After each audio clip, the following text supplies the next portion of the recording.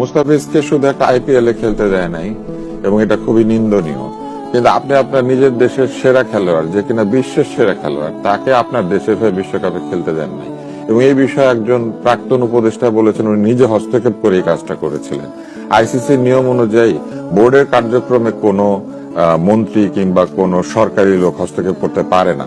উনি প্রথমত সেটা করেছেন, সরকারি হস্তক্ষেপ করেছেন এই আমাদের বোর্ডের কাজে, এবং বোর্ড সেই হস্তক্ষেপকে মেনে নিয়ে আমাদের দেশের সেরা খেলোয়াড়টাকে খেলতে দেয় না। যদিও তার বিরুদ্ধে যে অভিযোগ সেটা প্রমাণিত তো দূরের কথা, সেই অভিযোগটা তো একবার মিথ্যা, এটা পরিষ্কার।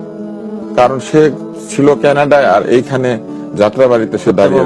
হ্যাঁ, তো এই ধরনের একটা বিষয়ে দেশের সেরা খেলোয়াড়টাকে আপনি বাংলাদেশের হয়ে খেলতে দেন নাই বিশ্বকাপে, এবং বিশ্বের সেরা, শুধু দেশের আমরা ক্যারি করতে পারি। এবং এটা কি ইনসাফ? মুখে ইনসাফ বললে হবে? সুবিচারকে আপনি বদল করে দিলেন, উর্দুতে হিন্দিতে ইনসাফ না ইনসাফ বলতে শুরু করলেন। এটা কি ইনসাফ হইল? এটা জাতির প্রতি ইনসাফ হয় নাই।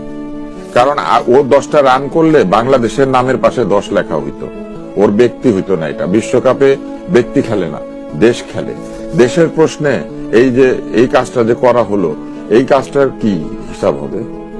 শুধু আইপিএল এ কয়েকটা দিন খেলতে পারবে না মুস্তাফিজ, একেবারে জীবন মানে অতিষ্ঠ হয়ে যাচ্ছে। এটা অবশ্যই অন্যায়, কিন্তু বিশ্বকাপে যে আমার সবচেয়ে সেরা খেলোয়াড়টাকে আমি খেলতে দিলাম না, এটার হিসাব কি? এটার উত্তর কেউ দেন? এই ক্ষেত্রে এবং এটাকেই বলে নির্লজ্জ দলীয়করণ, এটাকে বলে দলীয় বিচারে নাইনসাফি করা।